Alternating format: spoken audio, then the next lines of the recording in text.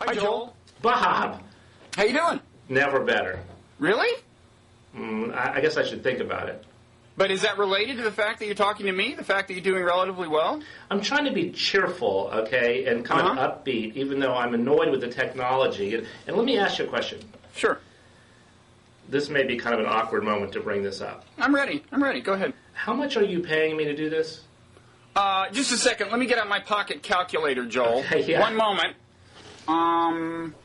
That would be zero. That would be zero, Joel. Why do you ask? What a brilliant business model you have. Thank you. We spend a lot of time here at, and maybe, do the people know who I am? I'm a newspaper reporter. We spend a lot of time thinking about business models. Wait, no, you're more than that. Let's give you a proper introduction. You're Joel Gosh Darn Achenbach. Gosh darn it. And you write the Achenbach blog, the Achenblog blog, which is so famous. Did you know that if you go to the headquarters of Washington Post, Newsweek, Internet, whatever those letters stand for in suburban Virginia, there's like a whole mural or something on the wall, and you are one of the landmarks because you were the first blog. Did you know that? You made that up. No, I've got a picture. I took a picture with my cell phone. It's not true. We will link to it if I can find it. Let me just say this. So we talk a lot about business models, and I realize this is not what we're talking about today. Not my favorite subject. But, no. You know, like right now, I'm actually sitting in a radio studio here at the Washington Post. We're in the studio with this nice gentleman here who's helping me with the technology. And we've got all these dials. We've got all these incredible dials. I don't know. Can we pan and see this? I mean, it's incredible. The technology is amazing. So we have all these dials, guest mic 2, 3, these buttons, whatever. But it's not attached to anything because the radio studio has gone belly up. Okay, right. I'm in a defunct radio studio because this was an operation that just didn't quite work. And anyway, so we spent a lot of time thinking about business models, and I just want to say I am thankful. I am thankful. You know, this is our Thanksgiving edition, so I'm glad you used that word. Now go ahead. It came out of just thin air. I'm thankful that I came of age. To a certain degree, I guess. Did you come of age? I mean, not totally. Around about 1982, when I graduated from your alma mater, and suddenly I was able to get a job as a newspaper reporter at a time when anyone who wanted to sell a bicycle thought, oh, I'll place a classified ad in a thing called a newspaper. Right. And there was so much money coming in from bicycles for sale, and from Montgomery Ward was going to have a sale, so they put a big display ad. Right. All this money came in. They basically could afford to hire people like me to go basically do whatever we wanted to do. I mean, Joel, I fear that you're steering the conversation toward things that we were really not very thankful for about the contemporary world, and it is Thanksgiving. But go ahead. I'm thankful that for 25-something years, this business model has sustained me and allowed me to raise 3 or 4 or 5 kids, whatever. Are you thankful that the model is dying so fast that not all of them will finish college? See, that's a whole separate issue, the issue of regret. See, I think in addition to having Thanksgiving, we ought to have a day set aside for regrets. Regret giving. And grievances. Grieve giving. You know, I mean, maybe the day after Thanksgiving. Maybe you and I could just have stuff that we're just really ticked off about. And I can play that game. And, books that we wrote that didn't sell as well as they should have. I didn't have any of those, Joel, but... If whatever I can do to ease your pain, I'm happy to do. I almost guffawed, and I try not to do that when we talk. But no, I mean seriously, I like the idea that the Jewish thing, the Day of Atonement. I like that there should be days set aside for different emotions. But Thanksgiving strikes me as a good idea. But just scratching the surface of how we really feel about things. And what you're thankful for is that the great bulk of your career, I mean, given your age, the great bulk of your career is in the past, of course, and the great bulk of it was past during a time when you could make a living as a journalist. The business model worked. Because I remember that. The paper was something people wanted to have around. Now they don't want to have paper around. I remember the glory days. Were you ever a newspaper reporter? Briefly, yeah, for 2 years at the now-defunct Daily Register in Shrewsbury, New Jersey, yes. that sounds like a made-up place. You've unmasked me for what I am. You made that up. No, you know people who are there with me. Come on. You know people who are there with me. The people who watch this stuff are smart enough to know that you made that up. Anyway, so I'm thankful that, it worked while it worked. Mm-hmm. But now I'm sitting in a defunct radio studio. Yeah. We're not defunct as a newspaper by any means, but no, because it's still 2008 and not yet 2009. You're right. Yeah, but I'm manipulating these dials here on this console, and nothing's happening. Nothing's happening. No, because it's dead. And the technology you actually are using has nothing to do with all those knobs and gears. It's micro technology. It's portable. It's cheap. I'm trying to turn you down. It costs me a little more than you are costing me right now, Joel, and that's the beauty of the business model. Your business model, how is it different from just theft or, The difference is exploitation. With theft, I'm going to tell you, with theft, there is a revenue side to the model. That's pretty different. Right. When you actually fence the... Exactly. Right. That's the part we're developing. We have a fencing division. Right. But it isn't yet up and running. All right. So, but I'm thankful. I'm thankful for a lot of things. I'm very thankful about, my kids because. Mm-hmm. Yeah, you brag about your kids a lot. Do you really have 5? Something. How many do you have really? 3. 3. So 5 was just a lie when you said 5. The point, I don't like to get too personal. Yeah. Okay. I can see why. But the thing is, and I know you feel the same way. When we get old, they'll take care of us. Yeah, speak for yourself. I don't think you've met my kids. Yeah, so...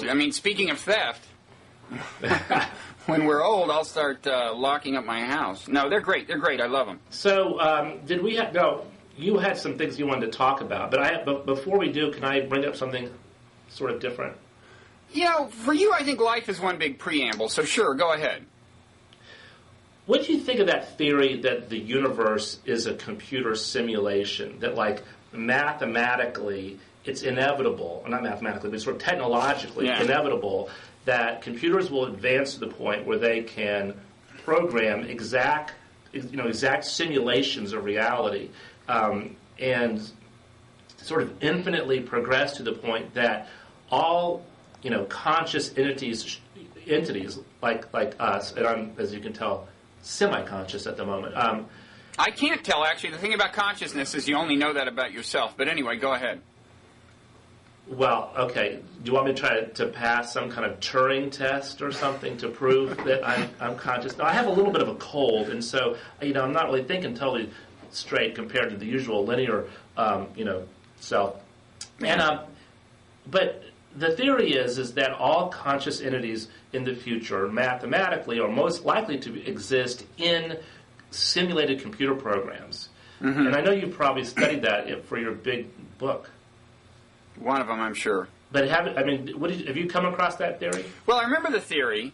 There's actually a Thanksgiving segue to that theory, because that's a theory that ultimately involves the question of whether, there was a creator of our experiential context, Yeah. Did you see what I blogged about this morning? Because I mentioned. Yeah, you mentioned whenever you mention me in your blog, I'm inclined to read what you, especially if you email it to me. That further increases. Did you think it was exploitative of you or cruel or in any way? Is it not a fact that I asked you a straightforward question? I said, these are the exact words, Bob. Is there a God? Mm-hmm. And you came up with this sort of Clinton-esque answer. It depends on what the meaning of God is, or something like that. Well, don't you think it kind of does, Joel? For example, if you defined God as a laptop computer, we could both just look around us and go, yeah, God exists. So it does depend on the definition. First of all, it's the entity that's accountable for everything, okay? Yeah, no, look, you know what? Has created everything, and ideally cares about us. Let me read exactly what you said on your little blog. Your blog. You said, we all know what we mean by God, which is someone who cares about us and has unlimited power.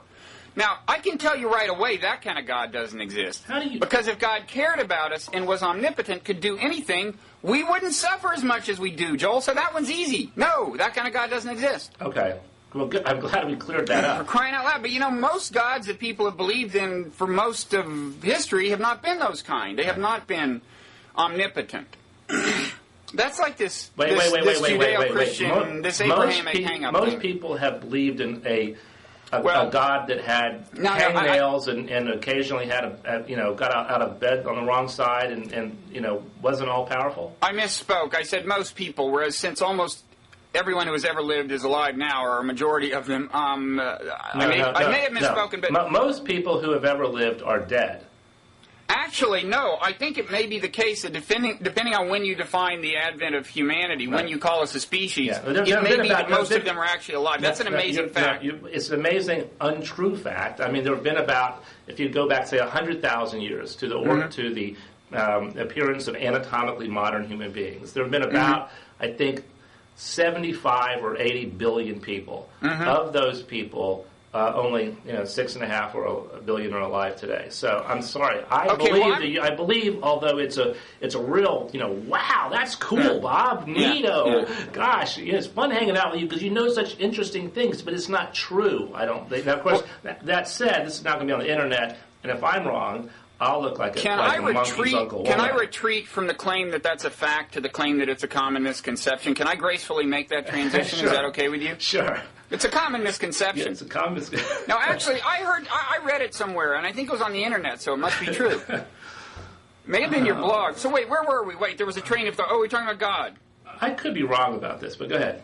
So so you're saying that most people have not believed in that was misspeaking. Omnipotent God. A very large majority of the gods that people have ever believed in, that's what I should have said, like 99.99% or something, have been not omnipotent. They're like the guy who was with the flute? Like Greek gods, yeah.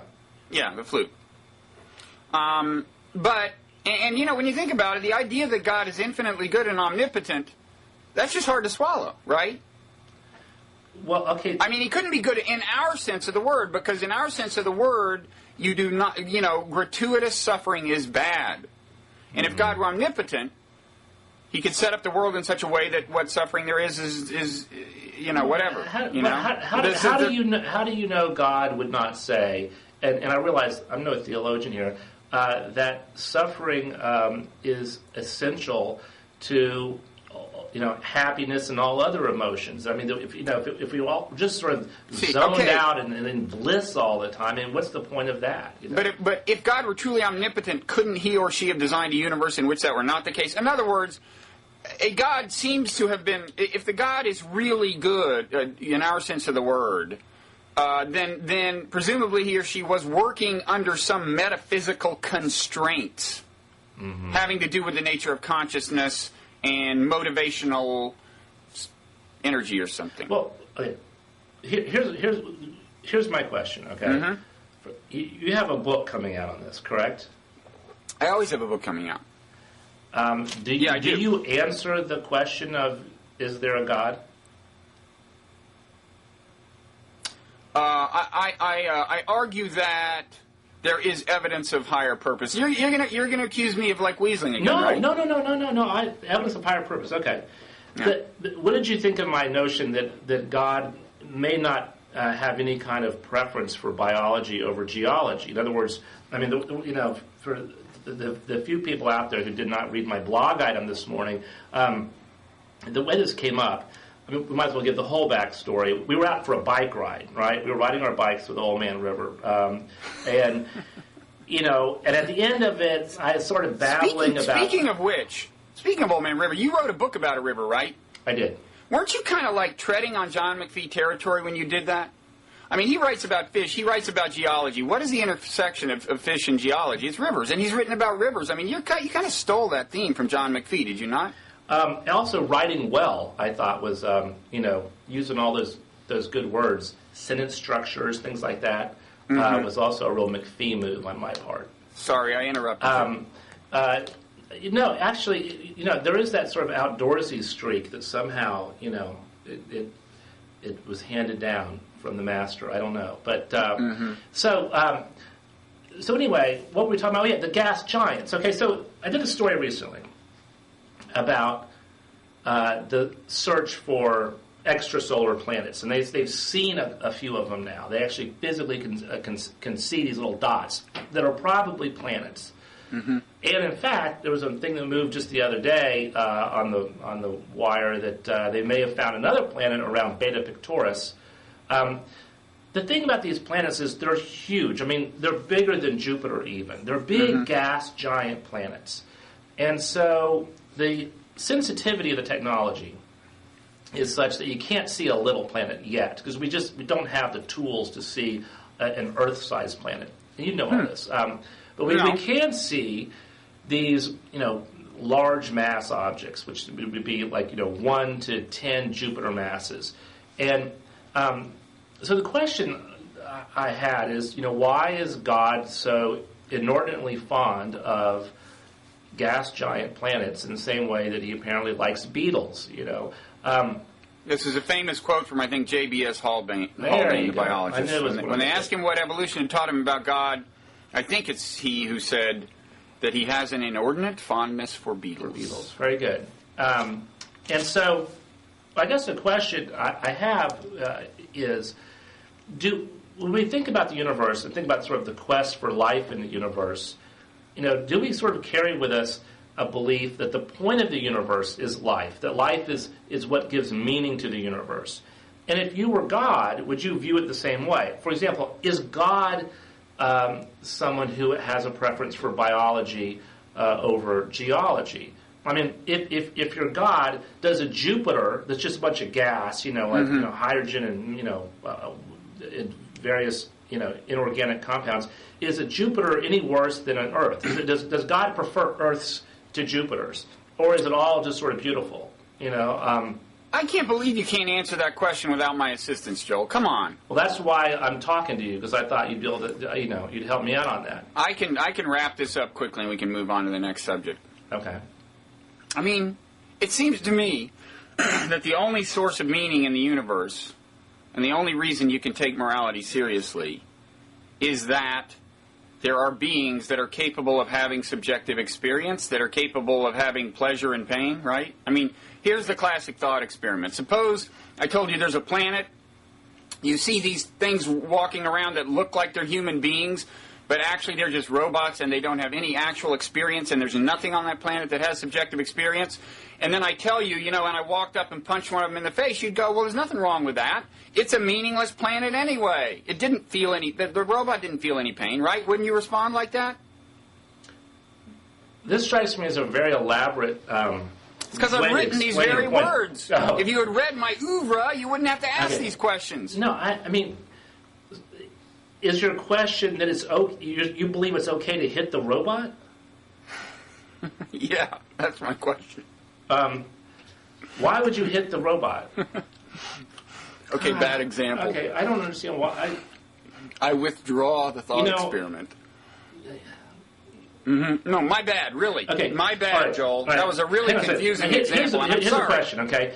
Under your scenario, whether or not a planet suddenly exploded only matters if there are conscious entities on that planet that would suffer somehow in that explosion. But if it's just, Venus, which we assume is lifeless because it's too hot, who cares, right? But I would say, Joel, in your everyday life, don't you draw a distinction? I think Venus has an innate beauty to it, and not just because I happen to perceive it, low in the west in the evening, or low in the east in the morning. Yeah, but who's perceiving anything in a world without subjective experience? Only God.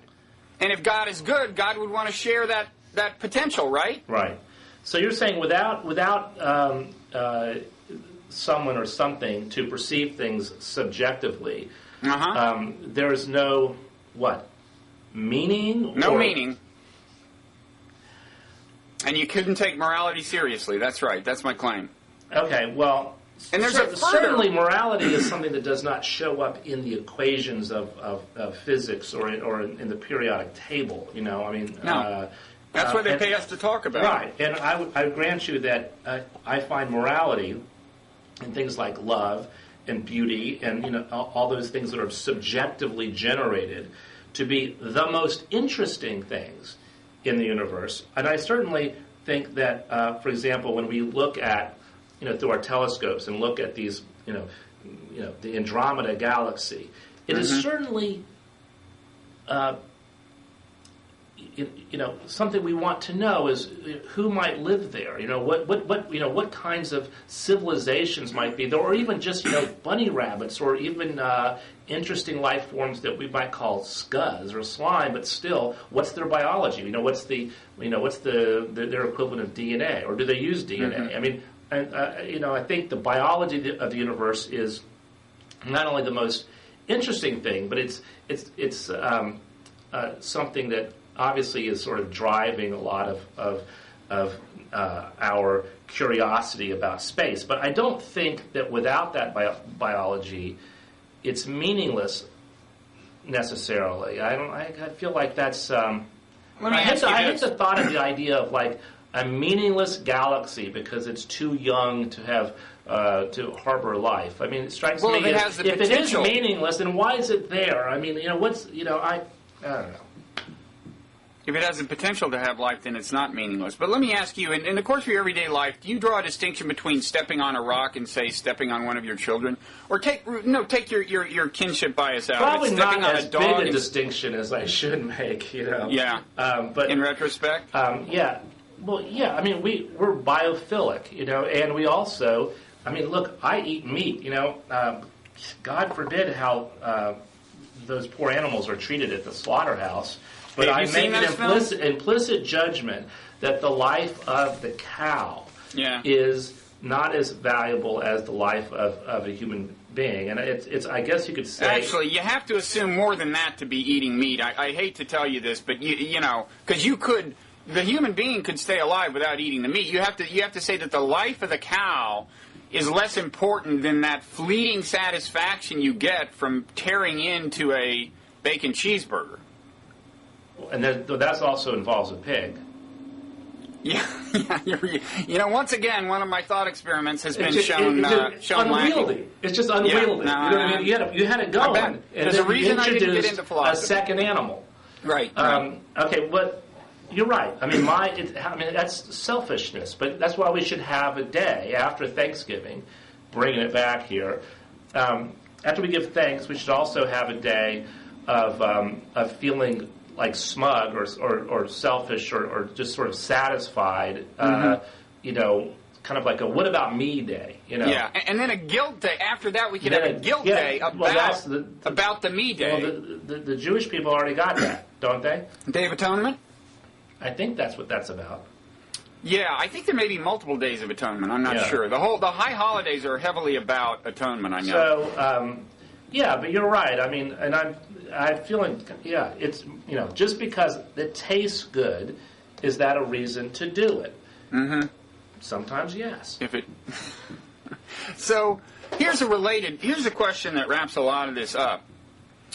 Is the experience of Thanksgiving intimately connected, directly connected to the question of God? In other words, can you give thanks if there is nothing to give thanks to? I mean, can you say thank you without there being a you? And, maybe this is why they call it Thanksgiving instead of thank you giving. You give thanks to the dad of the family who sits at the end of the table. Everyone says, thanks, Dad.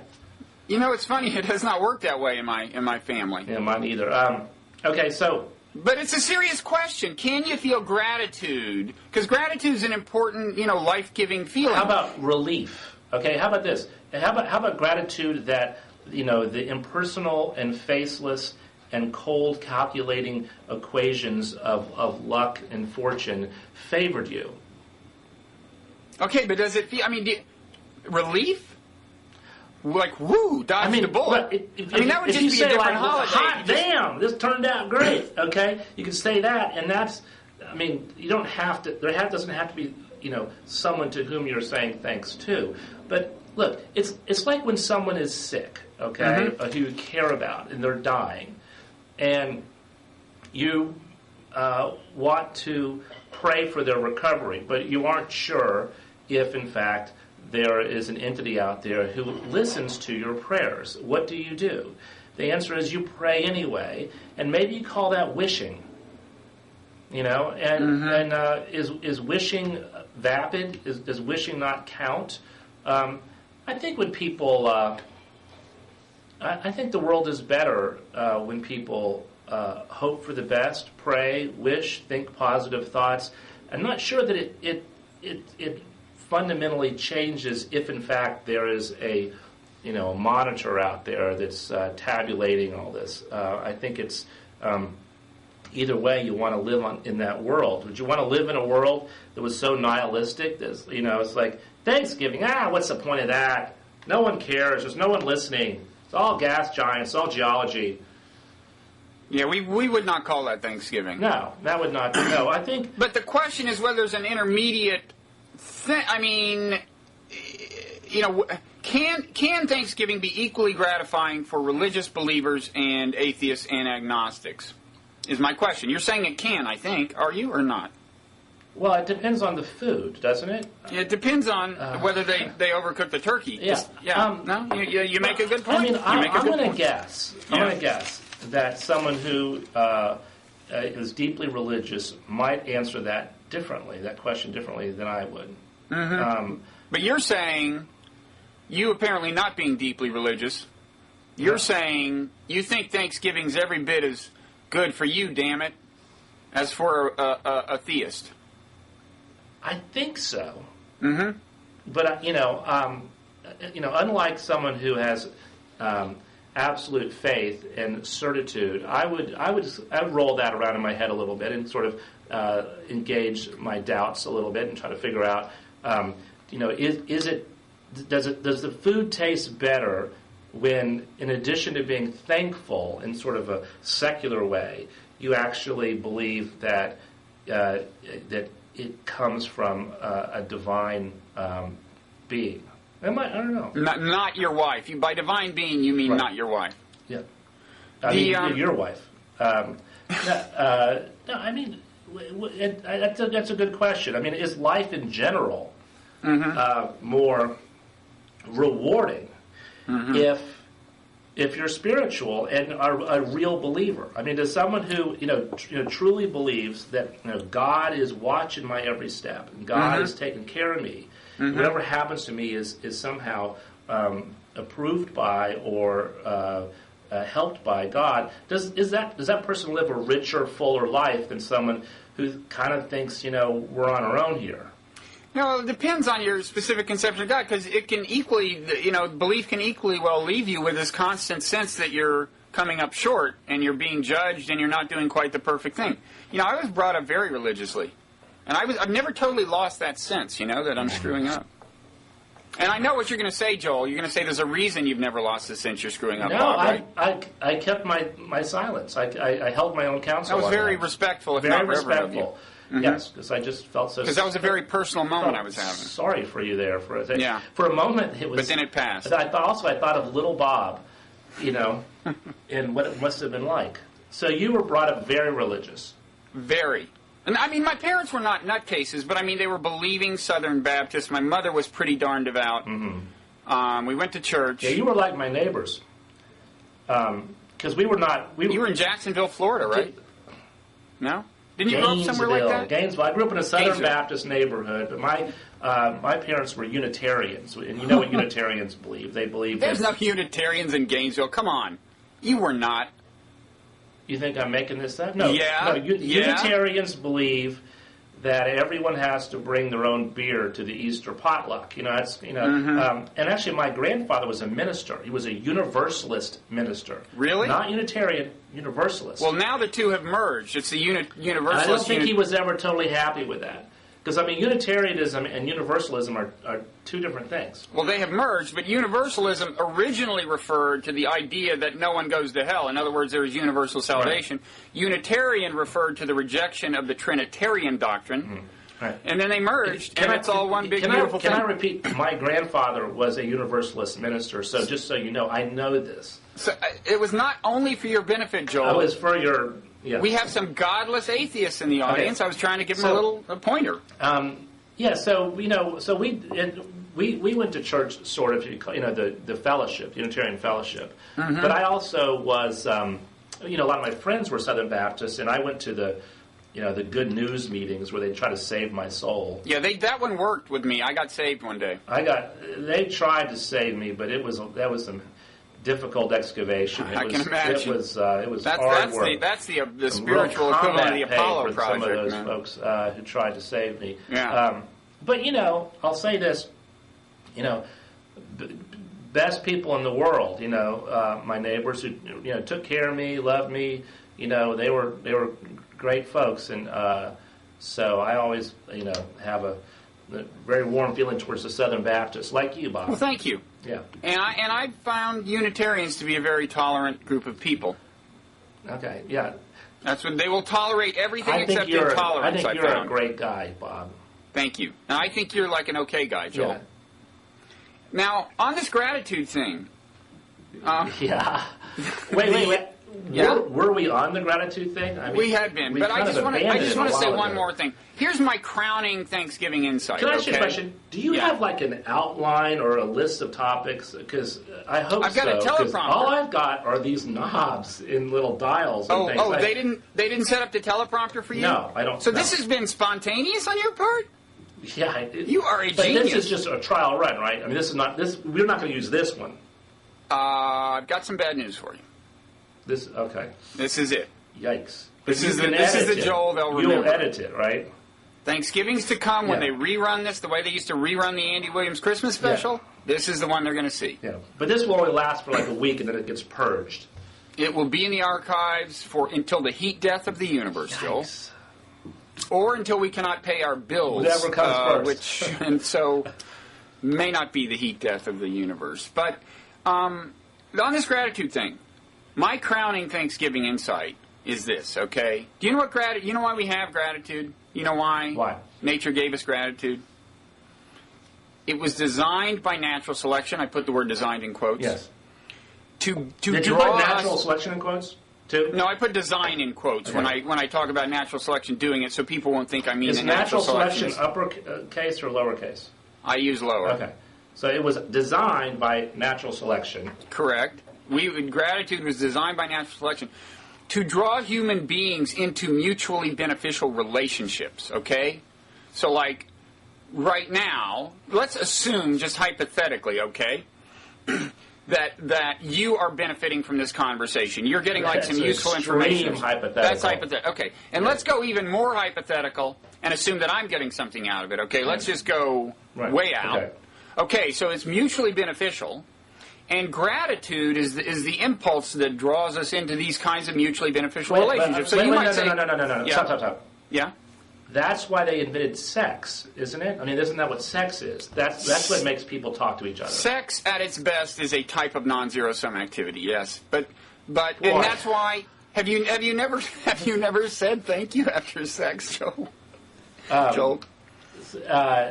So let me ask you this, Joel. If that question was too personal, then just pass by and don't answer. I'm in a. But Joel, if it's not too personal, I'd like an answer. I prefer just to say you're welcome. No. Anyway, I don't know. Look, so here's the thing. So gratitude is this whole sort of moral animal theory. Is that the point of gratitude is that it's a networking tool, like language, right? I mean, how is gratitude different from language in that sense? And which came first? I mean, what was in fact thank you the first thing that the Neanderthals grunted, That's documented, yes. It was. In other words, I mean, the first words or grunts or noises that we could make that were communicative. Mm-hmm. Are you saying that gratitude, something that was? No. The first grunts were sex, and then after this, the grunt right after that was thank you. I think that's a standard scenario of Neanderthal living. Yeah. So it's all about. Do animals feel gratitude? I mean, Yeah. I think we have good reason to believe. Like a dog, which is a social creature, a social animal, feels gratitude when you give the dog a bone. I'm not sure. That's kind of a sore subject because I just had a run-in with my dog over a bone. But I think chimpanzees who are very closely related to us, we have good reason to think that they feel gratitude, even though they're not smart enough to realize that they want to have these mutually beneficial relationships. See, that's gratitude. You came along before we were smart enough to figure out non-zero-sum logic ourselves and drew us into these mutually beneficial relationships. Okay, does the non-zero-sum equation algorithm, model that you're talking about, does it reinforce what is otherwise a kind of spontaneous gratitudinal behavior on human beings, i.e., those who are gracious and grateful proliferate, reproduce more easily than those who are just mean sons of bitches? In some sense, there's places where meanness sadly has paid off during evolution, and that's why we're the way we are. But total ingrates, incapable of mustering any gratitude at all, have not fared well during evolution, and I'd say that's why gratitude has become a fundamental feature of human nature. Yes. Why are there people, though, who are narcissists and totally selfish? Well, you can be both. I'm grateful, but I have my narcissistic moments. No, there are some people who are just, they're all narcissism all the time. Well, there's also sociopaths, and that's an interesting question as to whether that's a genotype that survived even through natural selection because it had this niche value. But which is what would the value be of that? Of sociopathy? Yeah. Just if you can look in general in non-zero-sum games like a Prisoner's Dilemma, if you can get by constantly exploiting people, it can be a good way to make a living. It's just that you're usually in an environment where that's not going to work, so you're better off evolving the set of equipment that allows you to work with people without always exploiting people and harvesting these non-zero-sum benefits So that's the answer, I think. But if you're really good at it, being horrible, you can survive. But for most people, no. Let me ask you this: why is it that we have things like anxiety? What's the point of that? Oh, come on, man! Look at what you worry about. You worry about your kids. You worry about. You get nervous before a date when you're trying to impress a mate. You worry if it looks like you're not going to be able to, make a living and eat. You worry about things that are conducive to survival. What about shame? That's obvious. It keeps you in line. It keeps you from doing things that would so lower public esteem for you as to harm your chances of thriving in a social environment. Yeah. Well, so all these different emotions and things we have, you're saying that they're evolved. They're evolved, right? They're adaptations. I would say that. You should write a book about that. I'm thinking about it. But, the whole business model of writing in general is now in question. But the final thing I want to say is, so what we should be grateful for... crowning? Isn't that a little pretentious? It's just the crown on this particular little riff I'm doing, okay? Right. What we should be grateful for on Thanksgiving, among other things, is gratitude itself. Because it's what draws us into these mutually beneficial things like we're enjoying right now. Yes. So just the invention of gratitude is its own reward. Gratitude is its own reward. We should be grateful that we're not robots, in essence. We should be grateful that we're not going through life, with as much sort of feeling as this soundboard in front of me. I think it's called a soundboard, right? With all the little dials and knobs, but then nothing happens. Right. So we should be thankful for sentience. We could live in a universe in which there are things as complex as life, with behaviors as complex as life has, except it's not sentient. And in fact, it's a darn good question why that isn't the case. Because according to the standard model, really, of animal behavior and human behavior, well, certainly animal behavior, according to the standard model, the sentience itself is superfluous. Wait. But isn't sentience, isn't it necessary for the complex behaviors that humans do? Because what we are is we are a planning species. We're a modeling of life species. We figure out, okay, well, tomorrow we're going to go out on that hill overlooking this migratory path of the animals, etc., for our hunt. Isn't sentience essential for doing what humans do? Well, according to the way... And we're never going to get by on just running fast or swimming. We can't fly. I mean, there's not much that we can do as well as other animals, except we can, we can build models of reality in our heads, and then, but I don't know how you would do that without sentience. Okay, but see, here's the deal. You have to be able to say, okay, the people who are going to go on the hunt tomorrow, that's us, okay? The same people as sitting here making the plan. See, but according to the way a lot of socials, I would say most behavioral scientists, whether or not they even think about this question, implicitly are assuming a model in which actually all that subjective experience is superfluous. Because they're assuming that all those plans and so on you're talking about have a physiological correlate. So there's actually just this physiological program churning away inside the brain, and all of that subjective experience you mentioned is what it feels like to be the program or have the program. But in fact, even if you didn't have the feeling, in theory, the program would still churn out the answer and get you to do the right thing. Okay. Can we talk about football or something now? Yeah, I think because I was saying that last little burst. I'm sure that when we go back and look at the tape, that it will be not only lucid but brilliant. But well, this is a pet theory of mine. Lost it. This goes back to Three Scientists and Their Gods, and E.O. Wilson. That put you on the map. I love that book. That was one of my favorites. But it was E.O. Wilson. Hang on. Yeah. There were two others. Yeah. But I forgot the other two, and I forgot who the gods were. But there was E.O. Wilson. Ed Fredkin, Kenneth Boulding. Yeah, okay. 1988 book, sadly out of print. I've got one. Well, you can sell it for... I have one in my basement if you need one. I've got a few in my basement, believe me. I have hundreds of copies of my River book. Your Potomac book? Yeah, maybe I can get Old Man River to take one off my hands. I don't know. His study's pretty full, I think. I might buy one from you, though, if you'd autograph it. I'll give you one. Don't worry about it. Maybe viewers will write in to feedback at bloggingheads.tv saying that they would pay $30 for a copy signed by Joel Achenbach. Hey, would it be worth your... No, admit it. You're thinking this is your new business model, okay?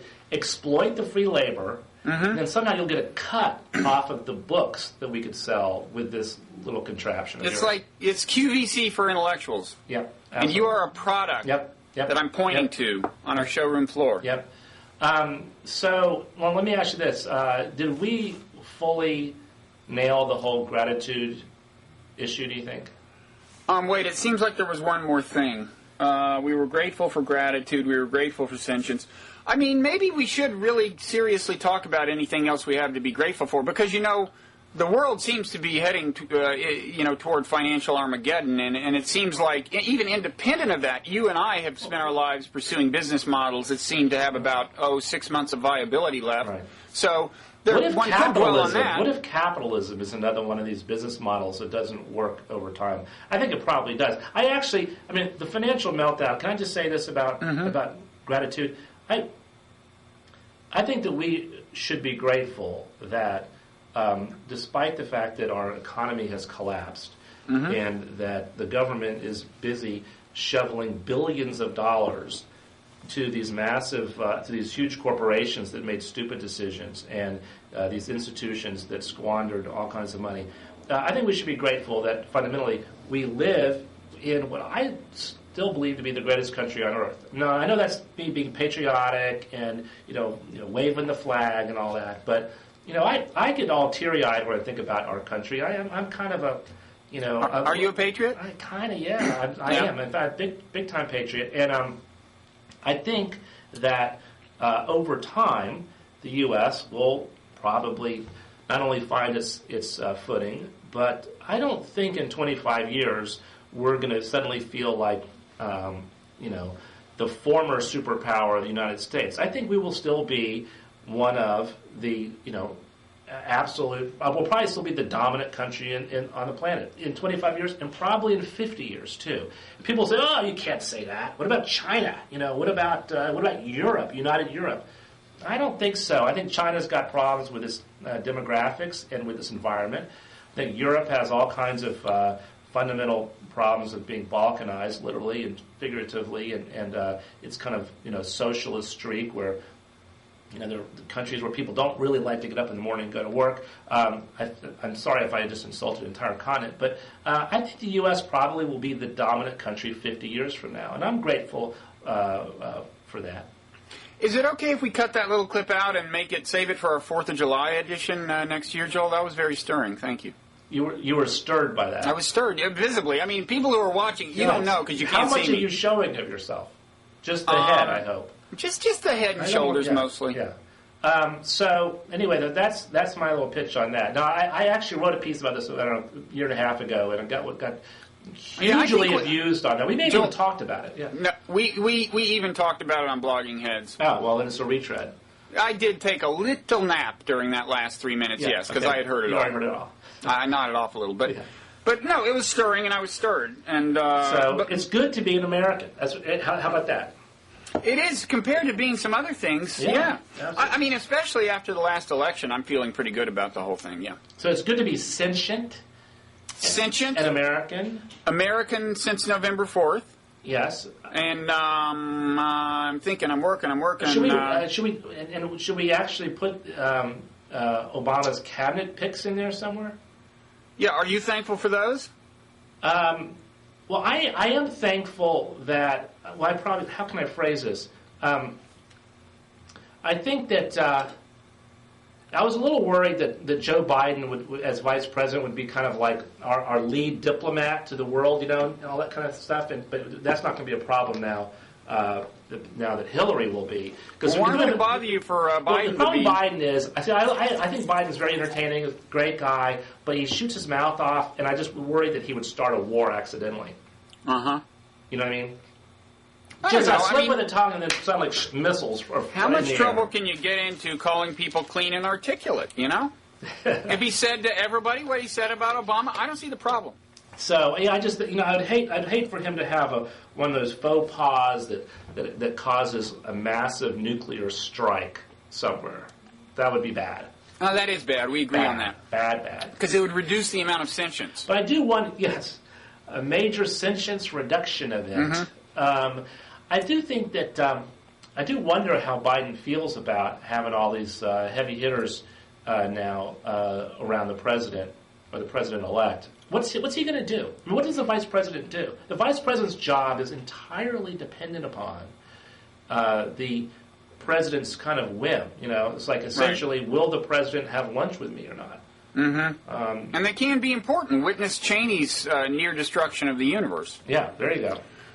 They can be important, but you're right, and I think it helps them if they don't have a whole lot of star power, at places like Secretary of State. And that's why you're saying Biden is just not going to be a major potentate here, right? I would just say that among those not applauding Hillary as Secretary of State might be Joe Biden. Yeah. Because, but I think, if you think about it, it's genius to have Hillary as Secretary of State. Because, first of all, if she stays in the Senate and becomes Senate Majority Leader, she essentially is Obama's, more like his rival, for power in Washington, and then part of his team. So, hey, keep your friends close and your enemies closer. I don't. Maybe that seems to be the philosophy. I think that's what that is. I mean, if you look at who he's brought in, it's the people he was running against. Bill Richardson.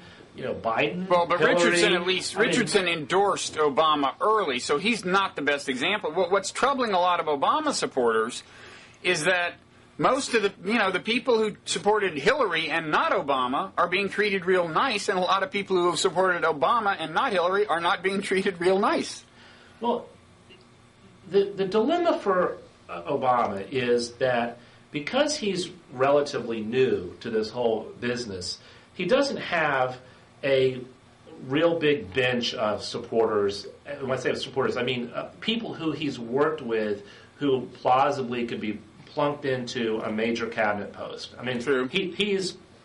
It's not just that he's young and new. He just doesn't know that many people, and it's also an asset too. It means he doesn't have to turn to all his buddies and say, "Okay, well you've been with me now for 25 years. Mm-hmm. We're in power. This is your reward." So he can kind of pick who he wants. I mean, it's sort of liberating, but there is an issue there, which is who does he know? You know, who can he turn to? And inevitably, he had to turn to the government in exile, which is the Clinton crowd.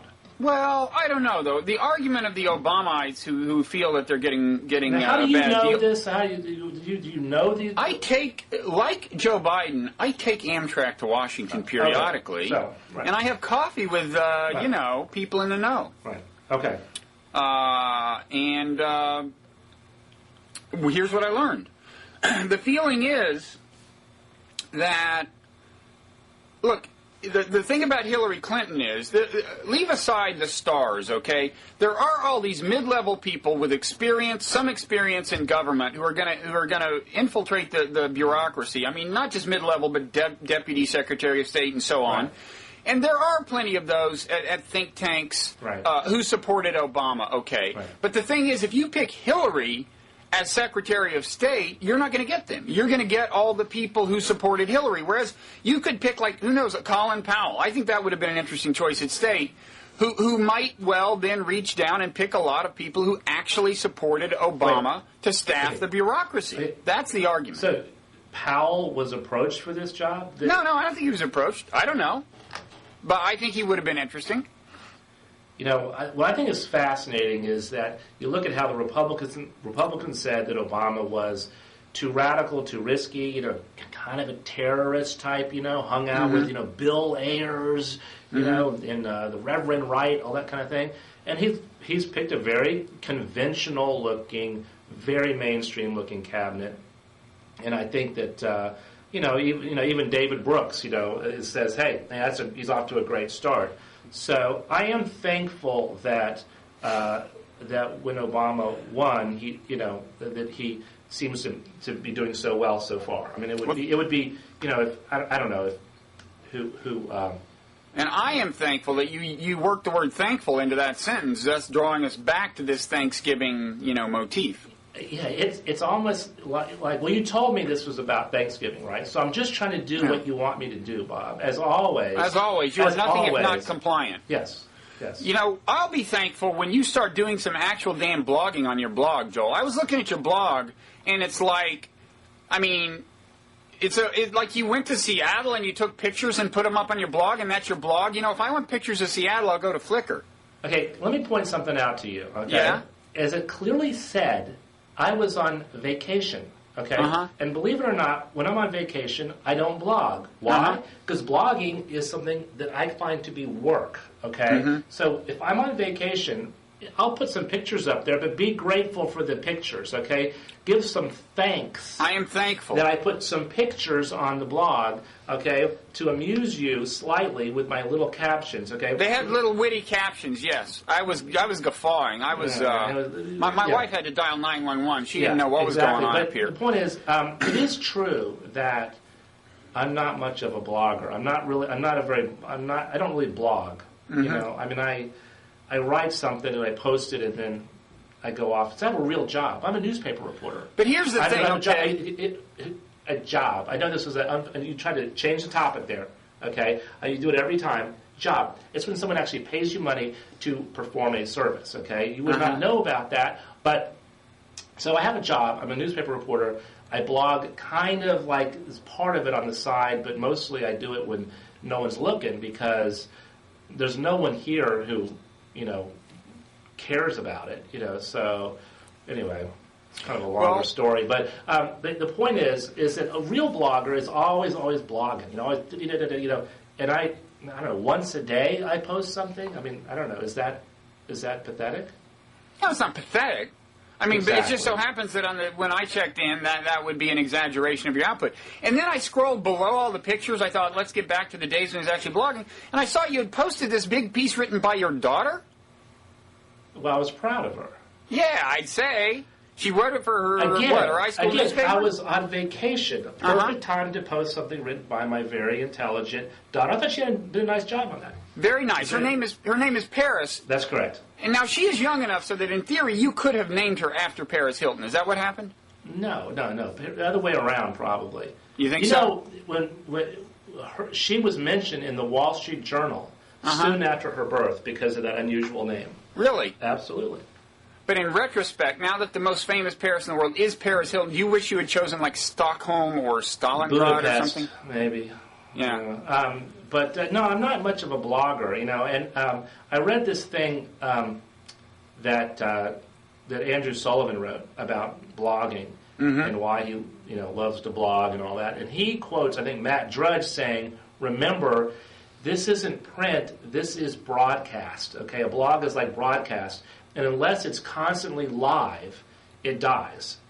And so I thought about that, and I thought, I don't really want to be a blogger in that sense. I don't want to do broadcast journalism. As we've discussed in the past on this very forum, I am, unlike you, Bob, I'm a writer. Okay, I'm a writer. And I know that sounds pretentious, but I live for the words. It was hurtful. The words. You, however, are a broadcaster. Okay, you're talking head. I'm a narrowcaster. You're a broadcaster, and you're all about being now, being in the moment. And you should try getting back to writing because you were really good at it. You really were. I mean that as a You're just saying that. No, Three Scientists and Their Gods. E.O. Wilson and two other guys. That was a great book. Your readers or listeners or viewers, I don't even know what you call them, should check out that book. Really good stuff. It's nice of you to say that. And I encourage them to check out the Potomac book in your basement. I am thankful for that nice plug. I am thankful. They can actually come to my basement to check it out. That's true. They can. They could. If they dare. I have the sense, almost a premonition, it's like a clairvoyance, that we're at the end of this. I could go on all day. I love talking to you, I got to say. I really do. I'm moving into this. I indulge your meanderings. That, and also like you give me shit, I give you shit, and then in the end it's non-zero sum. As it always is. And non-zero sum doesn't have to be That's positive the big sum. payoff for you is the moment when you can say it's non-zero sum. Yeah, which could be negative sum, but in any event it doesn't add up to zero. We know that. I don't really know what you're talking about. It's true. But I'll pretend I do. But, no, but I actually do. I actually do. There's this weird, banter thing we get into. I mean, you don't get into this with that many people. I mean, you're going to hurt me if you tell me that you get into this with just anybody off the street, do you? Well, Old Man River. Yeah, well, Old Man River... But he's more of a banter facilitator. Yeah. Although he can handle banter. Yeah, he can. With the best of them. With the best of them. All right, I got to get back to work, buddy boy. Oh, so you're telling me it's over? I'm looking at the clock. So we're doing a little power thing here. No, you can call it power Joe's thing. got lunch. Joe's got to do lunch with somebody important. I'm leaving now. Okay. Okay. I'm done now, unless you have some other topic that you want to very efficiently plow through. I think we've about covered it. Well, I am not giving thanks for the fact that you're leaving, but I give thanks for the fact that you showed up in the first place.